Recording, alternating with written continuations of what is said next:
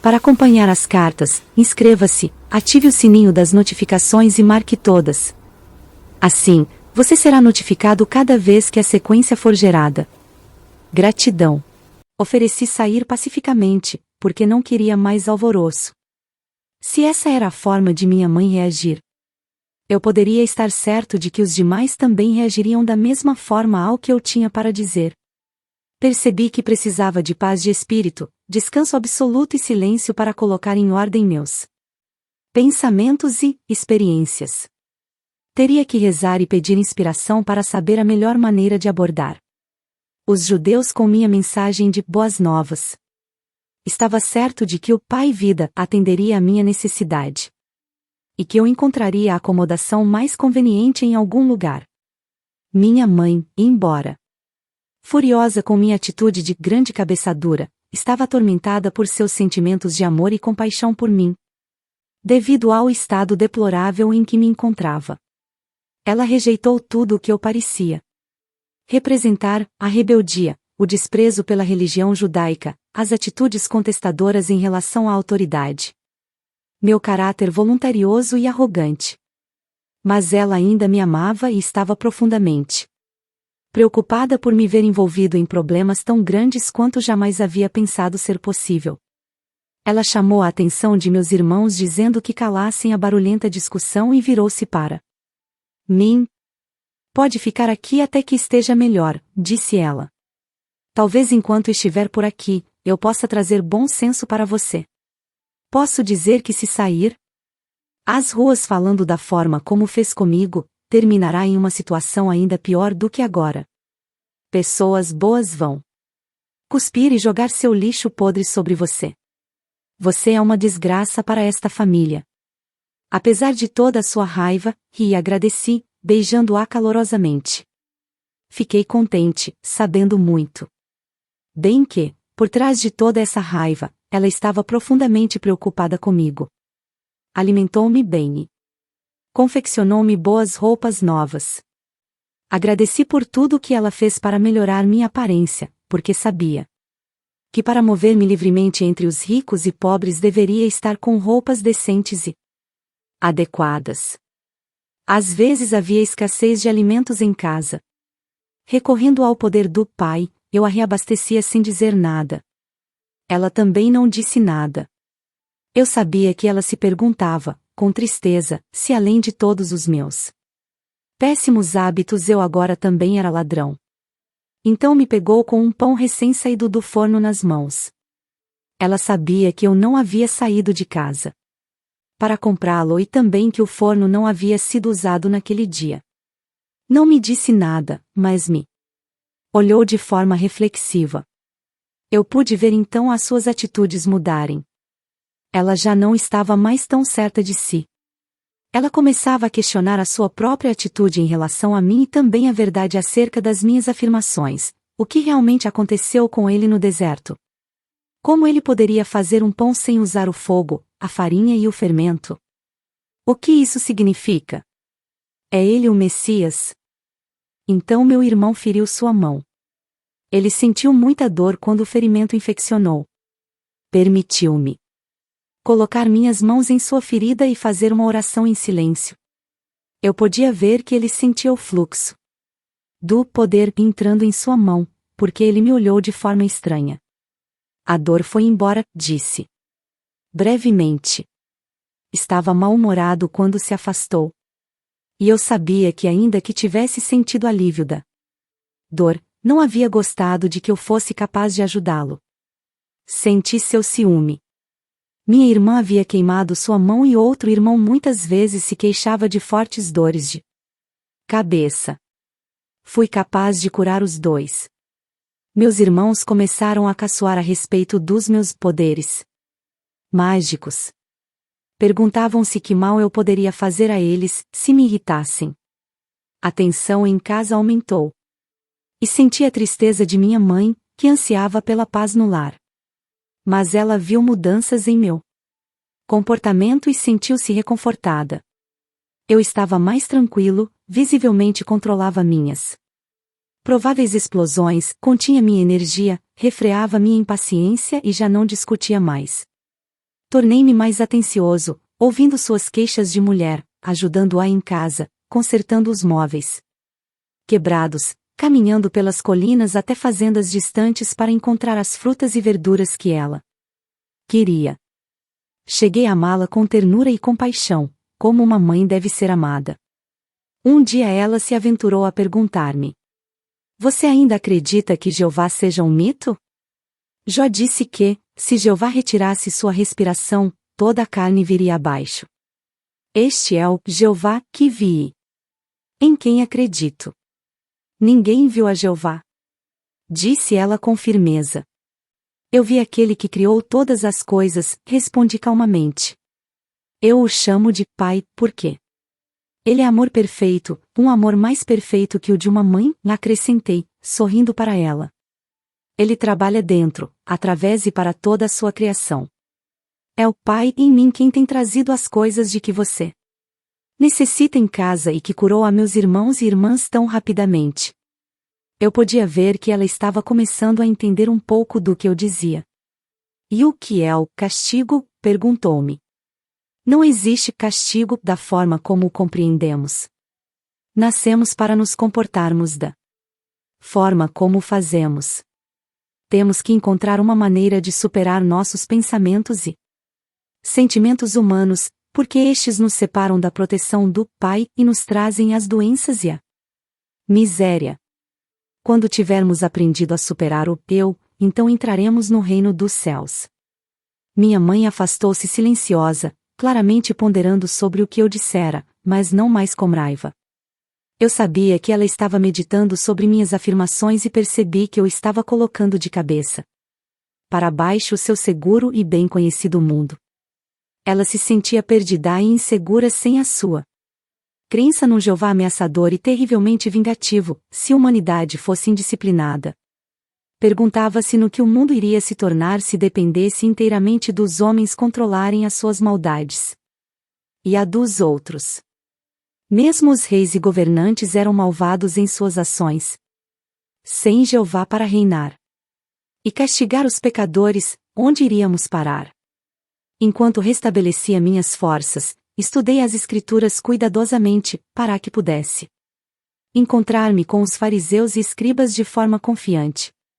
Também era absolutamente necessário que eu soubesse o que havia sido escrito a respeito do Messias porque estava convencido de que eu era aquele sobre quem os profetas haviam falado.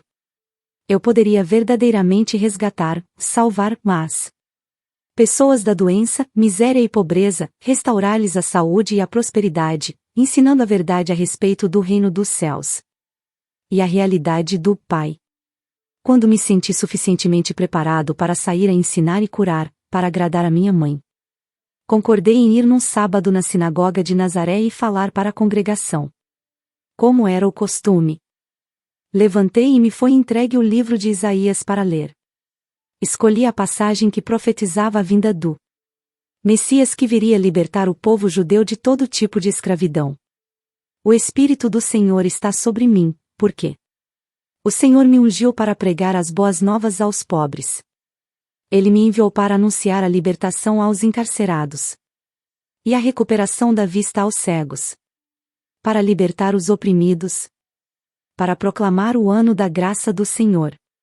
Então sentei-me dizendo: hoje, vocês veem esta profecia cumprir-se em mim.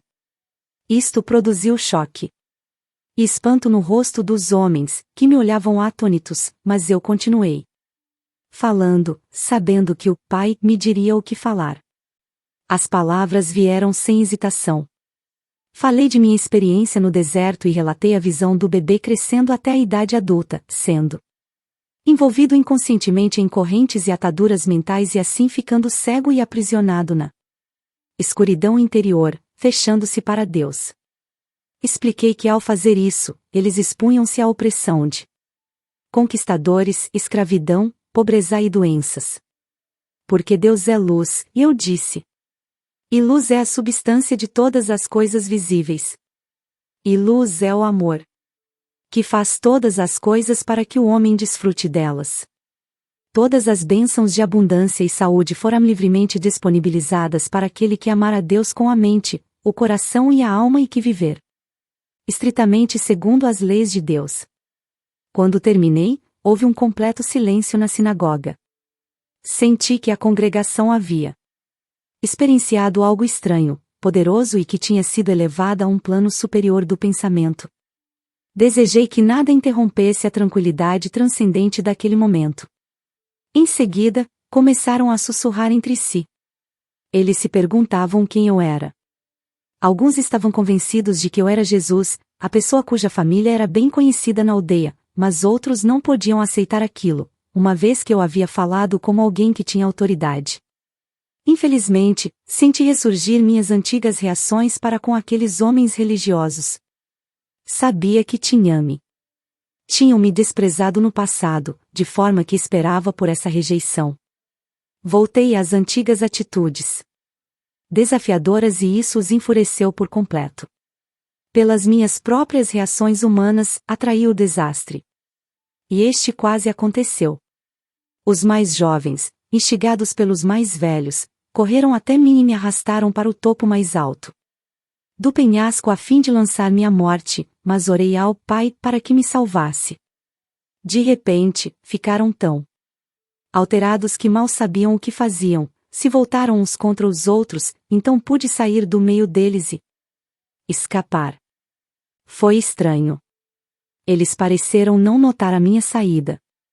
Muito abalado por esta experiência, consegui mandar uma mensagem para minha mãe, dizendo que estava deixando Nazaré imediatamente indo para Cafarnaum, uma agradável cidade junto ao mar da Galileia. A princípio, pensei em juntar-me a antigos conhecidos, mas senti intuitivamente que isso não seria o correto a fazer. De modo que durante todo o caminho, ao entrar na cidade, pedi orientação e ajuda ao pai para encontrar acomodações. Eu não tinha dinheiro e não pediria esmola. Ao caminhar pela rua, uma mulher de meia idade veio em minha direção. Ela carregava pesados cestos e seu rosto estava triste. Parecia ter chorado. No impulso abordei-a perguntando onde poderia encontrar alojamento. Ela disse brevemente que normalmente me ofereceria uma cama, mas que estava com seu filho muito doente em casa. Também disse que tinha ido comprar algumas provisões para alimentar os consoladores que haviam se reunido para chorar a morte iminente de seu filho. Meu coração se afligiu por ela, mas também se alegrou. Prontamente tinha sido dirigido para alguém que eu poderia ajudar. Expressei minha simpatia e ofereci-me para carregar suas cestas até a casa. Ela me olhou por um momento, perguntando-se quem eu poderia ser, mas aparentemente ficou satisfeita com minha aparência e conduta. No caminho, disse-lhe que talvez eu pudesse ajudar seu filho. Você é médico? Perguntou-me. Respondi que não havia recebido formação médica, mas que poderia ajudá-lo. Ao chegar em sua casa, de pedra, grande e bem construída, ó que indicava boa situação social e prosperidade, levou-me até seu marido, dizendo: este homem diz que pode ajudar nosso filho. Melancólico, o homem inclinou a cabeça e não disse nada. A mulher, que se chamava Miriam, afastou-me dizendo que ele estava aflito e muito zangado. O rapaz é nosso único filho entre muitas filhas e ele culpa Deus pela doença do garoto. Miriam começou a chorar. Se ele fala assim contra Deus, que outros problemas cairão sobre nós? Perguntou-me. Tranquilize-se, disse-lhe. Logo verá que seu filho ficará bem novamente. Ela olhou-me com dúvidas, mas levou-me até o quarto onde o rapaz estava. Fazia calor e o ambiente estava sufocante, cheio de gente, bem intencionada e triste, conversando. Pedi à mãe para esvaziar o quarto, mas os visitantes resistiram. Eles queriam ver o que aconteceria e somente saíram do quarto contrariados quando Miriam chamou seu marido para falar com eles. Podia escutá-los discutindo com o pai no quarto ao lado. O que este homem achava que poderia fazer, se o médico já havia declarado ser incapaz de ajudar o rapaz? O pai veio até o quarto para ver por si mesmo. Seu filho estava mortalmente pálido, com muita febre. A mãe explicou que ele não podia engolir a comida Eck. Estava com o intestino solto. Ele havia estado assim por vários dias e tinha perdido muito peso. O médico disse que nada mais poderia ser feito. Ele provavelmente morreria. Coloquei as mãos sobre a cabeça do rapaz e rezei sabendo e silenciosamente dando graças com todo o coração, que o Pai vida fluiria pelas minhas mãos para dentro de seu corpo. Desta forma o trabalho de cura se realizaria.